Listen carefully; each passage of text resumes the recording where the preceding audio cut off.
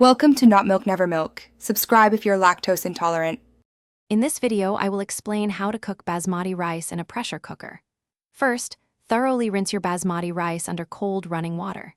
Continue rinsing until the water runs completely clear. This crucial step removes excess starch, which helps prevent the rice from becoming sticky and ensures each grain remains separate and fluffy.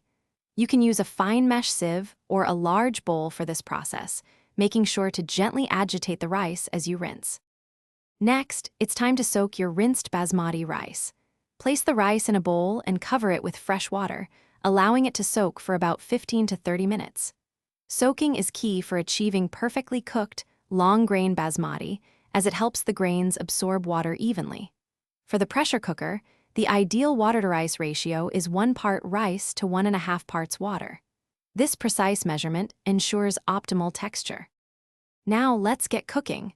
Transfer your soaked rice and the measured water into your pressure cooker. For enhanced flavor and to help prevent sticking, add a small pinch of salt and about 1 teaspoon of oil or butter. Secure the lid tightly. Cook the rice on high pressure until you hear just 1 whistle, then immediately turn off the heat. This quick cooking method ensures tender, yet firm, grains.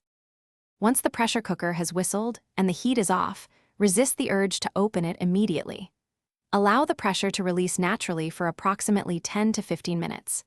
This resting period is vital for the rice to finish cooking perfectly and absorb any remaining moisture. Finally, once the pressure has fully released, gently open the lid and use a fork to fluff the rice, separating those beautiful, long grains before serving. Thanks for watching. If this was helpful, leave a like and consider subscribing. See you next time.